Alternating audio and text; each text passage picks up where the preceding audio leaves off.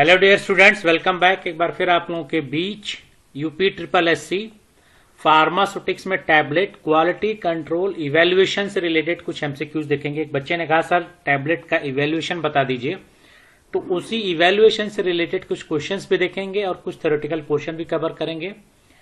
तो पहला टेस्ट है, which of the following test is not commonly used for evaluation of tablet. Evaluation of tablet में इनमें से कौन सा टेस्ट हम लोग यूज नहीं करते हैं? तो देखें, हार्डनेस, फ्राइबिलिटी, डिसोल्यूशन, ये सारा टैबलेट के लिए हम लोग यूज करते हैं। डेंसिटी टेस्ट हम लोग टैबलेट के लिए नहीं करते हैं, तो इसका करेक्ट आंसर होगा डी। तो देखते हैं क्वालिटी कंट्रोल और इवैल्यूएशन ऑफ द टैबलेट में। देखें, quality control of compressed tablet can be done. तो ऑर्गेनोलेप्टिक करते हैं। ऑर्गेनोलेप्टिक में हम लोग ऑर्गन यानी सेंसरी ऑर्गन का यूज करते हैं, जिसमें हम लोग कलर चेक करेंगे, फ्लेवर देख लेंगे।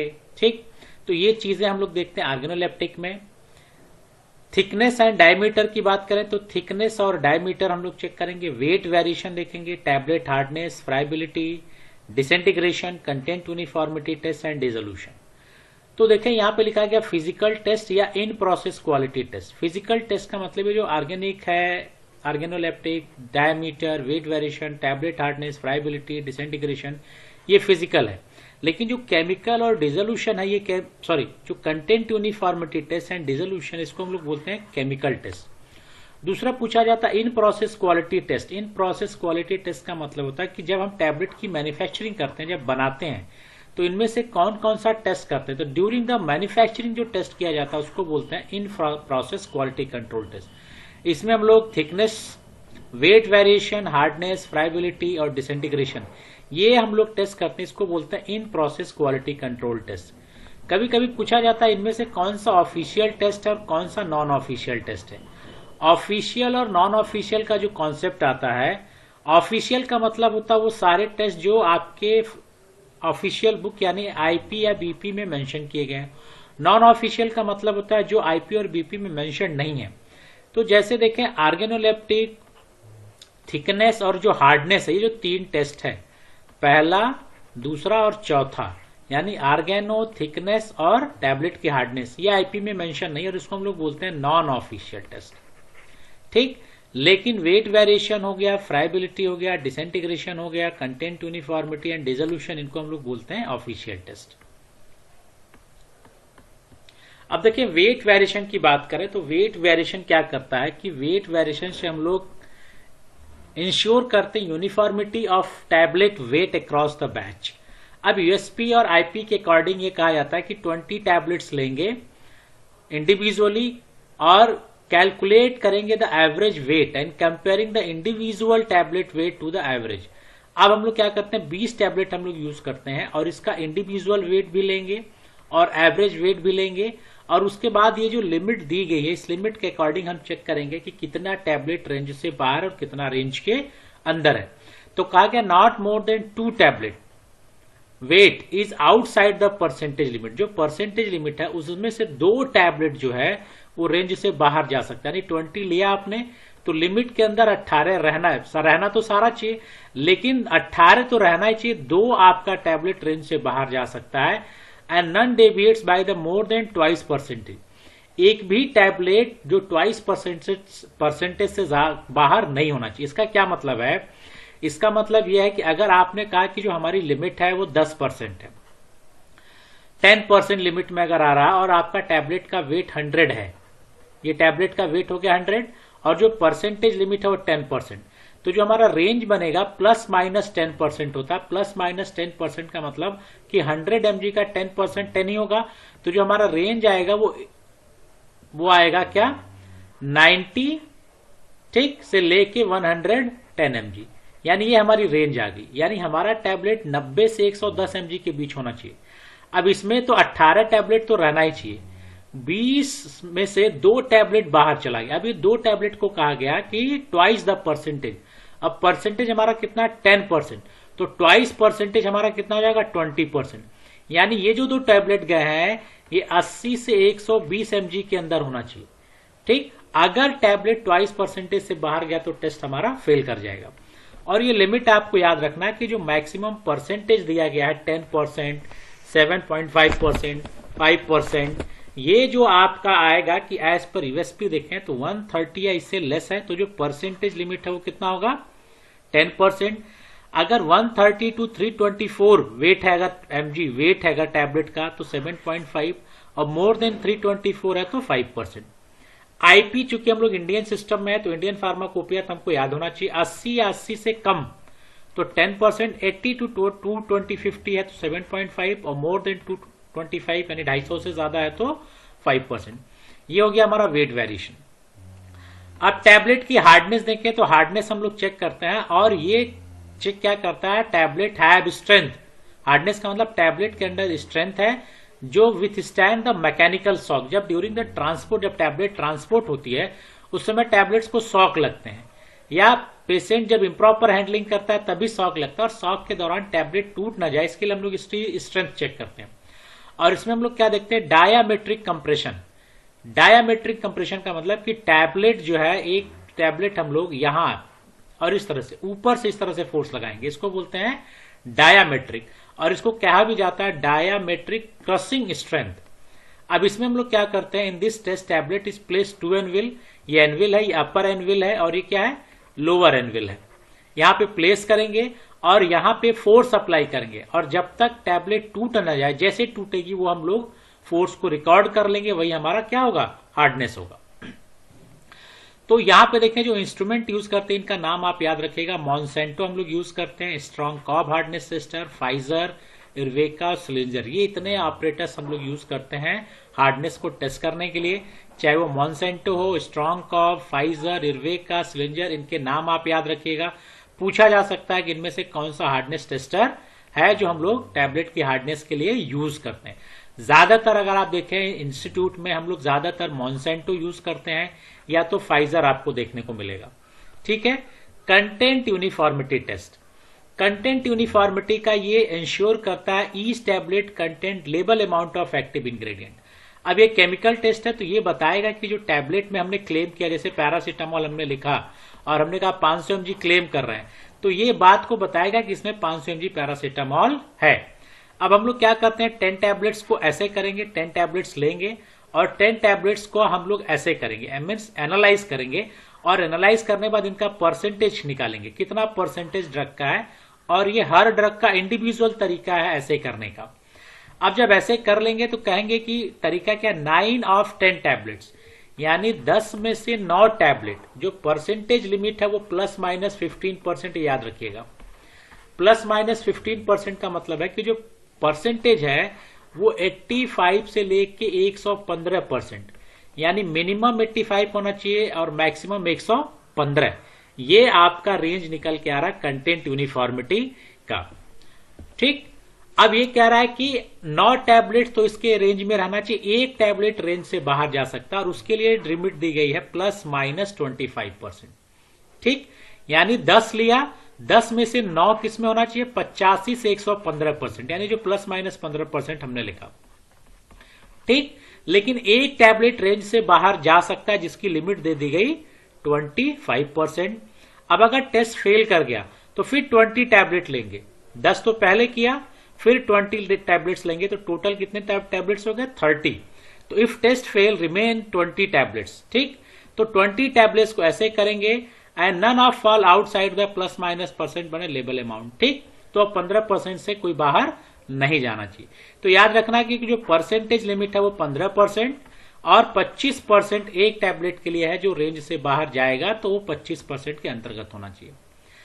फ्राइबिलिटी टेस्ट, फ्राइबिलिटी टेस्ट हम लोग क्या करते हैं, ये tablet hardness is not absolute indicator of the strength, यानी जो हार्डनेस है वो एब्सोल्यूट इंडिकेटर नहीं है, तो इसलिए हम लोग फ्राइबिलिटी करते हैं। अब फ्राइबिलिटी करते हैं, जैसे मैंने कहा ना, ड्यूरिंग द ट्रांसपोर्टेशन टैबलेट को शॉक लगता है, शॉक के साथ साथ वाइब्रेशन भी होता है। जब वाइब्रेशन होता है तो टैबलेट में फ्रिक्शन भी लगता है। ठीक। तो हार्डनेस में हम फ्रिक्शन नहीं दे पाते, हम क्या देखते हैं, सिर्फ प्रेशर यानी शॉक दे पाते हैं। फ्रिक्शन अगर हमको देना है तो हम लोग यूज करते हैं फ्राइबिलिटी, और इस फ्राइबिलिटी में हमें दोनों चीजें हम देते हैं, हमको शॉक भी देंगे और हम लोग फ्राइबिलिटी यानी फ्रिक्शन भी जनरेट करेंगे। ठीक। इसके लिए हम लोग यूज करते हैं रोज फाइब्रिलेटर, ये याद रखिएगा, रोज फाइब्रिलेटर यूज करते हैं जो आपकी फ्राइबिलिटी को चेक करता है। तो रोज फाइब्रिलेटर देखें, ये ट्रांसपेरेंट जो होता है, ड्रम का ट्रांसपेरेंट सिंथेटिक पॉलीमर का बना होता है, ड्रम होता है, ये ड्रम है इस तरह से, और इसका जो डायमीटर है ड्रम का, ये डायमीटर है 28.3 टू 29.1 सेंटीमीटर, और डेप्थ जो है इसका 3.6 से लेके 4 सेंटीमीटर। और जो ड्रम रोटेट करता है वो 25 प्लस माइनस 1, याद रखिएगा इसका जो रोटेशन होता है ड्रम का वो 25 आरपीएम यानी रेवोल्यूशन पर मिनट, 1 मिनट में 25 बार की बात करेंगे। तो मेथड में देखें, कह रहा है for the tablet and average weight 0.6 gram और less take sample of whole tablet corresponding to 6.5 gram. For tablet with average weight more than 0.5 gram taken 10 tablets. इसका क्या मतलब है? इसका मतलब यह है कि अगर 0.65 ग्राम को मैं लिख दूं 650 mg लिख सकता हूं, और इसी को कहेंगे 0.65 ग्राम। अब कह रहा है कि दो कंडीशन है, 650 mg से अगर आपके टैबलेट का वेट कम है तो हम इतना टैबलेट लेंगे कि जिससे उसका वेट कितना हो जाए 6.5 ग्राम। और कह रहा है 650 mg से ज्यादा अगर टैबलेट है, ग्रेटर है, तो हम उतना टैबलेट लेंगे जिससे हम लोग ज्यादा है, सॉरी अगर ज्यादा है तो टोटल हम लोग 10 टैबलेट्स लेंगे। यूएसपी कहता है 10 टैबलेट्स लिए, लेकिन यहां पे थोड़ा सा अलग कर दिया गया कि अगर एवरेज वेट 0.65 ग्राम या 650 mg से ज्यादा है तो 10 टैबलेट लेंगे, उससे कम है तो 6.5 ग्राम वेट के इक्विवेलेंट टैबलेट लेंगे। अब इसका क्या मतलब है कि अगर हमारे पास 500 mg पैरासीटामोल की टैबलेट है, 500 mg हमने लिया, किसी का टैबलेट का वेट 500 mg है, तो 500 mg है तो 650 mg से कम हो गया, यानी 0.65 mg से कम हो गया, तो कितना टैबलेट होना चाहिए? तो ये हम लोग 13 टैबलेट्स अगर लेंगे तो ये 6.5 ग्राम के बराबर हो जाए। 13 टैबलेट हमको लेना पड़ेगा, 13। समझ में आया? तो ये कहा गया कि अगर 650 या 0.65 ग्राम से कम है तो इक्विवेलेंट टू 6.5 ग्राम, और उससे ज्यादा है तो 10 टैबलेट लेंगे। अभी हमने टैबलेट ले लिया, अब इसको प्लास्टिक ड्रम में प्लेस कर देंगे रोज फाइब्रिलेटर में, और प्लास्टिक चैम्बर को रोटेट करेंगे 25 आरपीएम फॉर 4 मिनट, यानी 100 रेवोल्यूशन हमको करना ही है, तो 25 आरपीएम रोटेट कर रहा है, 4 मिनट कर देंगे तो 100 हो जाएगा। और उसके बाद वेट लेंगे। वेट लेने के बाद अब एक हो गया हमारा W1 इनिशियल वेट, फिर आ गया W2 फाइनल वेट, और इसको इनिशियल वेट यानी W1 से माइनस कर देंगे, 100 से मल्टीप्लाई कर देंगे तो हमारा परसेंटेज निकल के आएगा। और परसेंटेज कहता है कि नॉट ग्रेटर देन 1%, यानी 1% से ज्यादा वेट लॉस नहीं होना चाहिए। ये वेट लॉस का जो परसेंटेज निकालेंगे, initial minus final weight divided by final weight multiply by 100। अब देखें डिसइंटीग्रेशन टेस्ट के बारे में थोड़ा सा बता दूं। ये डिटरमाइन करता है time required for the tablet break into smaller particle. इसको हम लोग बोलते हैं डिसइंटीग्रेशन टेस्ट। इक्विपमेंट्स हम लोग यूज करते हैं, डिसइंटीग्रेशन टेस्ट ऑपरेटर्स यूज करते हैं। अब हम लोग डिसइंटीग्रेशन टेस्ट ऑपरेटर्स में क्या करते हैं कि हम लोग प्लेस करते हैं 1 tablet in each tube of basket track. Basket track ये देखिए, बास्केट ट्रैक होता है, ये बास्केट ट्रैक में 6 ट्यूब्स हम लोग यूज करते हैं, ये मैं बता भी रखा हूं, 6 ट्यूब्स। इसका ऊपर का एंड ओपन होता है, जो लोअर एंड होता है उसमें मेस लगा रहता है, जिसके मेस नंबर होता है 10, ठीक। और ये जो बास्केट ट्रैक है ये अप एंड डाउन रोटेट करता है, जिसका साइकिल होता है 28 से 32 साइकिल पर मिनट। ये भी याद रखिएगा, 28 से 32 साइकिल पर मिनट अप एंड डाउन ये मूव करता है। तो हम लोग क्या करेंगे, 6 टैबलेट इसमें प्लेस कर देंगे। ऐसे प्लेस करने के बाद हम लोग इसको इमर्स कर देंगे सुटेबल मीडिया, चाहे वाटर हो, चाहे वो साइमोलेटेड गैस्ट्रिक फ्लूइड हो या इंटेस्टाइनल फ्लूइड हो, और ऑपरेट करेंगे। ऑपरेट करने के बाद टाइम देखेंगे, उस टाइम के अंदर सारा टैबलेट टूट के ये जो मेस है, मेस से नीचे फ्लूइड में आ जाना चाहिए। तो देखा जो लिमिट दी गई है, अनकोटेड के लिए 15 मिनट, फिल्म कोटेड के लिए 30 मिनट, शुगर कोटेड के लिए 60 मिनट, एंट्रिक कोटेड पूछ सकता है आपका, एंट्रिक कोटेड पूछा जाता है, should not disintegrate in 0.1 NaCl for 2 hours, यानी 2 घंटे में डिसइंटीग्रेट नहीं होना चाहिए। लेकिन जब इसको इंटेस्टाइनल फ्लूइड में रखें तो 60 मिनट के अंदर ये डिसइंटीग्रेट हो जाना चाहिए। तो एंट्रिक कोटेड का प्लस 2 आवर डिसइंटीग्रेशन टाइम, यानी 2 घंटे से ज्यादा। और एंट्रिक कोटेड का मतलब होता है कि एंटेरॉन का मतलब होता है ऐसा टैबलेट जो स्टमक में डिसइंटीग्रेट ना हो। कहां है डिसइंटीग्रेट हो? इंटेस्टाइन में, इसलिए इसको बोलते हैं एंट्रिक कोटेड। तो इसीलिए स्टमक कॉलिक कंडीशन में ये डिसइंटीग्रेट नहीं होना चाहिए, लेकिन जैसे इंटेस्टाइन में जाएगा वो डिसइंटीग्रेट होना चाहिए। और इसका डिफरेंस पीएच के बेसिस पे होता है। स्टमक का पीएच लो होता है तो लो पीएच पे डिसइंटीग्रेट नहीं होगा, और जैसे इंटेस्टाइन में जाएगा pH बढ़ जाता है और वहां पे डिसइंटीग्रेट हो जाएगा। डिसोल्यूशन टेस्ट करेंगे। डिसोल्यूशन टेस्ट में ensure the rate and extent of drug release in the media, यानी जो हमने टैबलेट बनाया इसमें 500 mg पैरासीटामॉल है, ये रिलीज हो रहा है कि नहीं, ये रिलीज चेक करने के लिए हम लोग डिसोल्यूशन टेस्ट करते हैं। तो इक्विपमेंट्स में हम लोग डिसोल्यूशन ऑपरेटर्स यूज करते हैं। और आईपी के अकॉर्डिंग देखें, पैडल को हम लोग टाइप 1 कहते हैं और ये टाइप 2 में बास्केट आएगा, यहां पे गलत लिख दिया गया, यहां पे बास्केट होगा। टाइप 2 को हम लोग कहते हैं बास्केट। तो दो तरह के होते हैं, type 1 paddle type and type 2 basket type.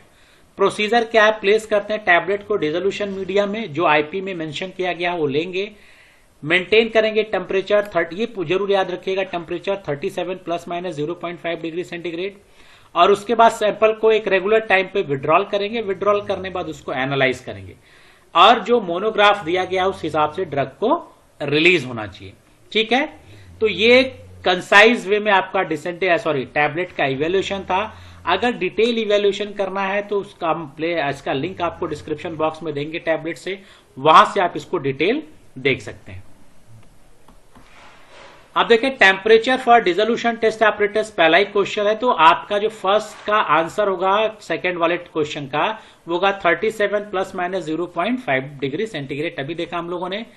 The acceptable limit for the percentage weight loss in the friability test, तो फ्राइबिलिटी टेस्ट का जो परसेंट क्या लेस देन 1%, अभी मैंने बताया फ्राइबिलिटी टेस्ट में, तो करेक्ट आंसर हो गया सी। What does the hardness test for the tablet measure? Tablet में जो कह रहा है कि हार्डनेस जो करते हैं वो क्या मेजर करता है, तो रेजिस्टेंस मेजर करता है। B, the resistance of the tablet to the break. The term uniformity of the content in the tablet evaluation, तो यूनिफॉर्म में क्या, एक्टिव फार्मास्यूटिकल इंग्रेडिएंट्स, यानी जो ड्रग है वो मेजर करते हैं। तो uniform distribution of active pharmaceutical ingredient API in the tablet, तो करेक्ट आंसर हो गया बी। छठवां, the primary purpose of dissolution test for the tablet, तो यहां पे देखें C, assess rate and extent of drug release in the specific media, यानी drug release हम चेक करेंगे। ड्रग रिलीज करते हैं चेक, तो रेट और एक्सटेंट, कितना अमाउंट और कितने टाइम में रिलीज हो रहा है। Operators use for the friability test, तो देखें फ्राइबिलिटी टेस्ट के लिए हम लोग यूज करते हैं रोज फाइब्रिलेटर, तो करेक्ट आंसर हो गया रोज फाइब्रिलेटर ए। ये हमारा रोज फाइब्रिलेटर है। अब आते हैं mesh size of disintegrator test. जो डिसइंटीग्रेटर टेस्ट है उसका मेश साइज अभी मैंने बताया 10, तो ये आपका डिसइंटीग्रेशन टेस्ट ऑपरेटर्स है। और इसमें जो भी बताया कि जो बास्केट रैक असेंबली होती है उसमें जो नीचे जाली लगी होती है वो जाली का जो नंबर होता है वो 10 होता है। Which pharmacopoeial guideline is primary followed for the tablet evaluation in India, India में अगर हमको फॉलो करना है तो किसकी गाइडलाइन फॉलो करेंगे, आईपी यानी इंडियन फार्माकोपिया की। What is the standard rotation speed of friabilator used in the friability test, standard rotation क्या था 25 आरपीएम, और हमको 100 आरपीएम करना है, लेकिन जो टाइम है वो 25 आरपीएम है। ठीक, तो करेक्ट होगा सी, लेकिन रेवोल्यूट करते हैं 100, और 100 करने के लिए 4 मिनट हम लोग इसको देते हैं, जिससे 100 चक्कर हो जाता है। Durability of tablet to combined effect of shock and abrasion is evaluated by, shock and abrasion दोनों लगेगा, उसके लिए हम लोग फ्राइबिलेटर टेस्ट यूज करते हैं। ठीक, सिर्फ शॉक की बात करेगा तो हार्डनेस, और शॉक और एब्रेशन का मतलब हो गया फ्रिक्शन, तो हम लोग बोलेंगे friability test. As per IP deviation allotted for the 25 mg tablet, अगर 80 mg से कम था तो 10% था, तो यहां पे करेक्ट आंसर हो गया ए।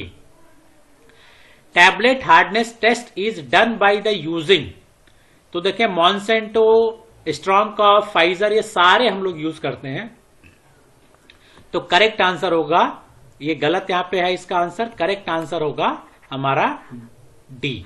ये कल सी गलत लिखा है, करेक्ट आंसर होगा ऑल ऑफ द एबव, सारे हम लोग यूज करते हैं।